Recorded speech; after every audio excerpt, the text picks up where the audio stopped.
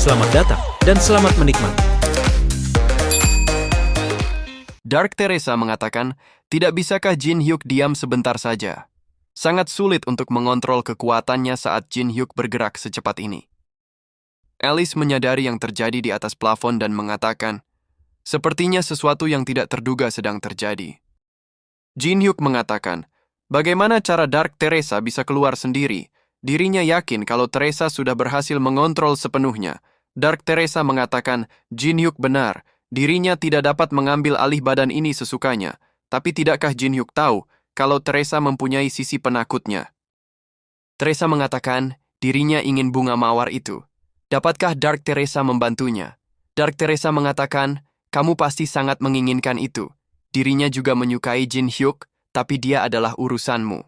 Ditambah lagi, walaupun kamu berhasil mendapatkan bunga itu, bukan berarti Jin Hyuk akan benar-benar menjadi milikmu. Teresa mengatakan, benar, dirinya tahu, tapi ia tetap ingin sesuatu dari Jin Hyuk. Karena kamu adalah kumpulan perasaannya yang terpendam, kamu pasti tahu maksudnya. Dark Teresa mengatakan, 3 hari, jika ia mendapatkan bunga mawar itu, dirinya akan menggunakan tubuh ini selama 3 hari. Jin Hyuk melarikan diri dengan menerobos atap dan berpikir, itu adalah lobang sistem yang tidak terprediksi. Pergantian kepribadian tidak dilarang, ia rasa sistem tidak menghitungnya sebagai skill. Waktu yang tersisa tinggal 2 jam lagi. Jika dirinya dapat bertahan 2 jam saja tanpa tertangkap, dirinya akan mendapatkan koin yang jumlahnya luar biasa tanpa harus berpihak pada fraksi manapun. Rick mengatakan, waktu sudah habis dan para player akan diteleport kembali. Partner game lantai menengah sudah resmi berakhir. Meskipun kalian sudah berusaha keras, bunga mawar masih tetap milik Kang Jin Hyuk. Sangat disayangkan, ia rasa semuanya harus mendapatkan koin lebih banyak lagi dan mencoba lagi lain waktu. Ketua aliansi mengatakan dirinya akan jujur. Ia tak pernah menyangka akan sampai sejauh ini sejak gencatan senjata diumumkan. Tapi apa yang kamu rasakan dengan melihat generasi masa depan kita bertambah akrab melalui kompetisi? Ini adalah hasil yang tidak terduga dan tidak buruk sama sekali. Saat Teresa memperhatikan Jin Hyuk, Dark Teresa berkata, jangan terlalu bersedih. Dirinya bersedia membantu selama ia mendapatkan 3 hari itu. Jin Hyuk mengatakan, Rick, apakah kamu puas dengan hasilnya? Rick mengatakan, kamu memang player yang terbaik. Nilai mata uang menurun di lantai menengah karena sistem mendapatkan terlalu banyak, tapi sudah mulai pulih perlahan. Dan sebagai insentifnya, kamu mengingatnya dengan jelas. Janji adalah janji, ia akan memberikan Jin Hyuk 20% keuntungan sebagai bagian dari perjanjian. Jin Hyuk mengatakan dirinya tidak memerlukan itu. Ia akan menggunakan kondisi yang lain sekarang. Jin Hyuk kembali ke rumah kakek Yu dan menanyakan kondisi Dark Emperor. Wolyong mengatakan, dia lebih stabil sekarang, tapi sakitnya masih belum hilang. Rick mengatakan, dirinya tahu kalau Jin Hyuk orang yang serakah, tapi ia tak menyangka sama sekali. Jin Hyuk selalu mendapatkan apa yang dia inginkan, tak peduli berapapun harganya. Sifat Jin Hyuk yang seperti itu membuat dirinya dalam posisi yang sulit. Alice mengatakan, apakah Jin Hyuk yakin tidak akan menyesalinya? Mungkin tidak akan ada kesempatan mendapatkan eliksir lagi ke depannya. Jin Hyuk mengatakan, tidak masalah, ia tidak akan menyesalinya. Alice mengatakan, kalau begitu, bagaimana kamu mendapatkan koin lagi? Jin Hyuk mengatakan, selalu ada banyak cara, dirinya akan memikirkan hal itu.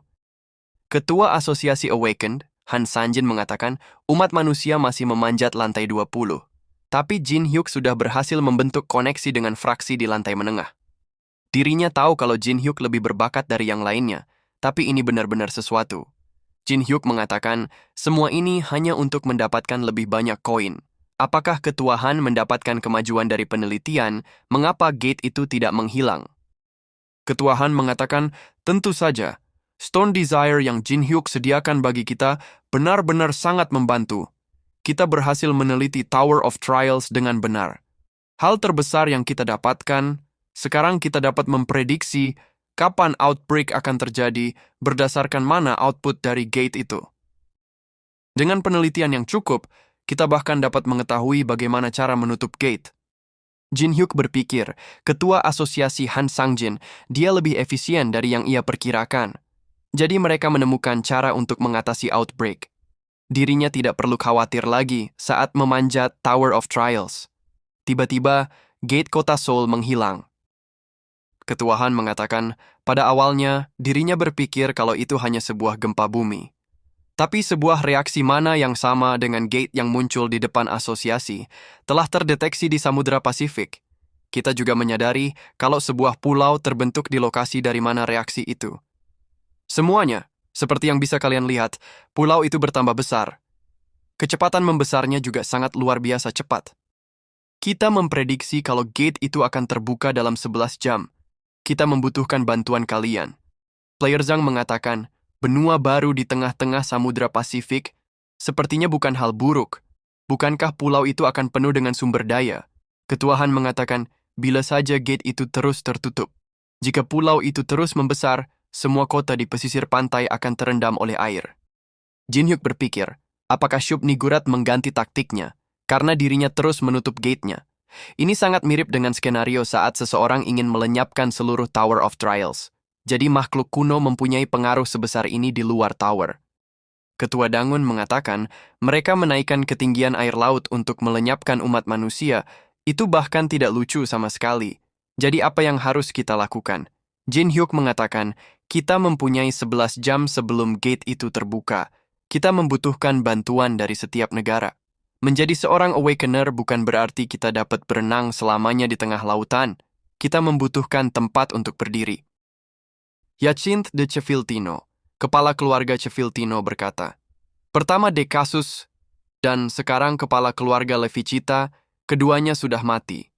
Semua yang kita kirim ke lantai bawah, tidak ada seorang pun yang kembali hidup-hidup. Moral semua orang sudah sangat rendah saat ini. Extension mengatakan, manusia itu yang melindungi Alice. Dirinya tidak menyangka kalau dia bahkan dapat menghentikan makhluk kuno.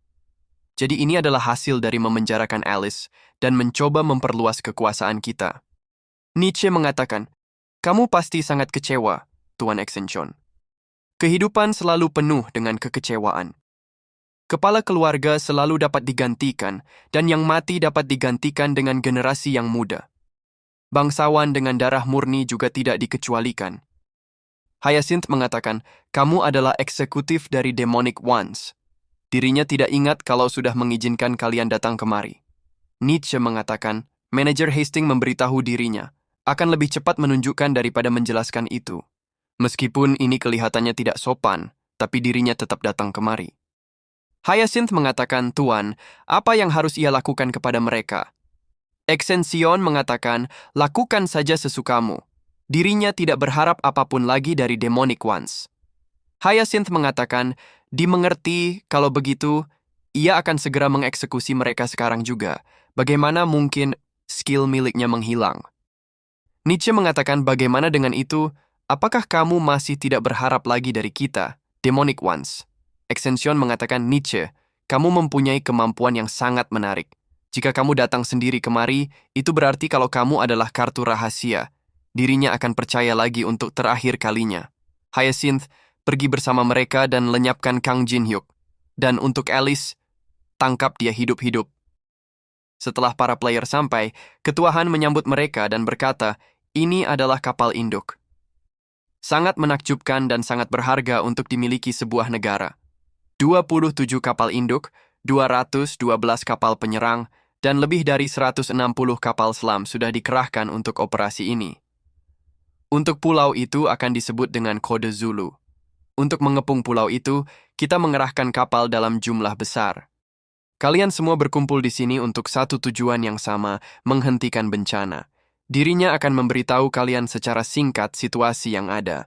Sudah 48 jam berlalu sejak gate itu muncul. Pulau Zulu membesar dalam ukurannya karena aktivitas gunung berapi. Ekosistemnya juga berkembang dengan kecepatan abnormal. Gate itu menyalurkan mana kepada Pulau Zulu dalam jumlah besar. Sepertinya akan merubah lingkungannya, menyerupai Tower of Trials. Namun, ada sesuatu yang lebih penting untuk diperhatikan. Ini adalah salah satu kapal penyerang yang berpatroli dekat Pulau Zulu. Hanya dalam waktu 48 jam sejak pulau itu muncul, para monster sudah mulai bermunculan. Jangan lupa untuk subscribe, komen, like, dan share-nya ya teman-teman, supaya tidak ketinggalan konten menarik Mimin selanjutnya. Thank you.